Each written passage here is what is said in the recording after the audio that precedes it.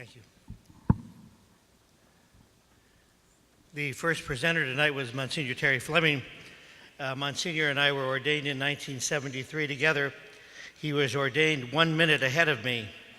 He's an F, I'm a G.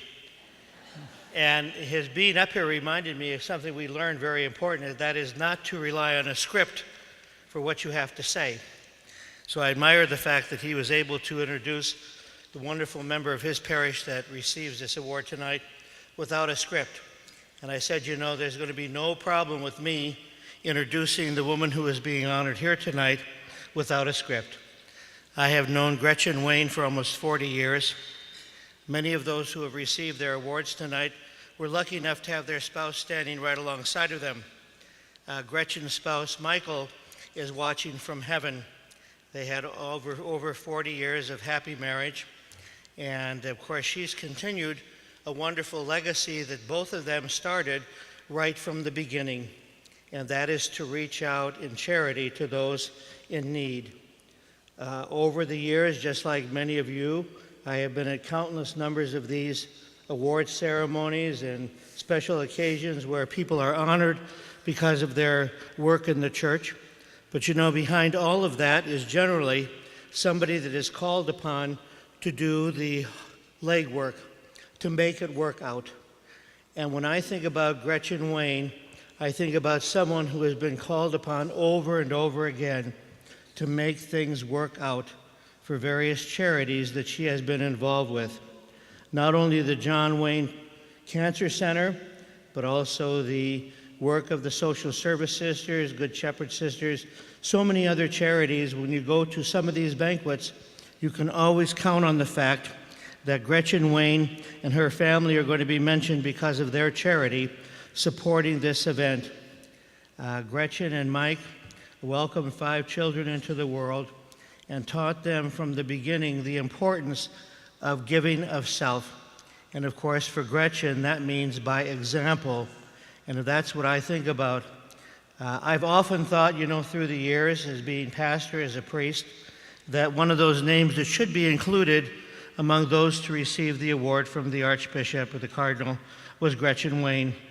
And when we found out that Gretchen was going to be honored this year, it was a great occasion of joy for all of us who know her, who love her, who have watched her all through these years, giving so much of herself.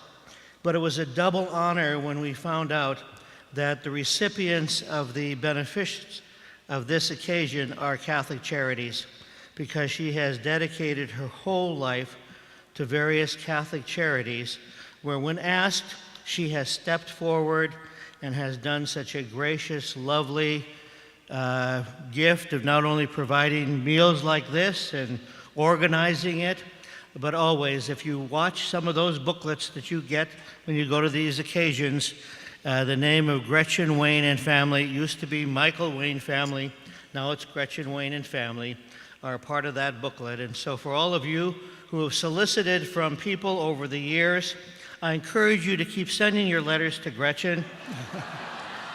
She's going to be willing to do that.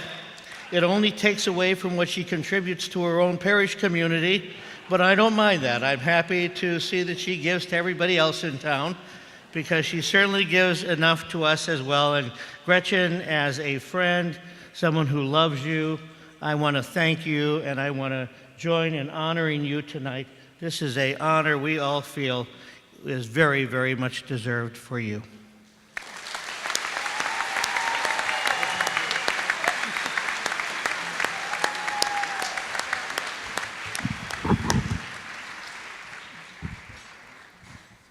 Thank you very much, Monsignor Gallagher, for those really wonderful words. When His Excellency called me and asked if I would consider receiving this honor, I was shocked and wondered, why me? And what have I done to deserve it? And then I realized I really haven't done anything. I just seemed to be the person who was standing at the side of my husband when he said he wanted to do such and such or get involved in. And as others before me mentioned, it was the wife who got involved in the work. Consequently, when I got involved in things, I always relied on my husband, Michael, to give me his support, his suggestions, some of which I followed and some of which I discarded. But it all worked out. So I would like to accept this honor tonight in his memory. And an example of Michael, for those of you in this room who didn't know him, I tell a story that my son Christopher told me. While Michael was in the hospital, right before he passed away,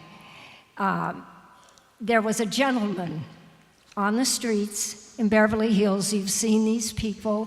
They're there with their hand out.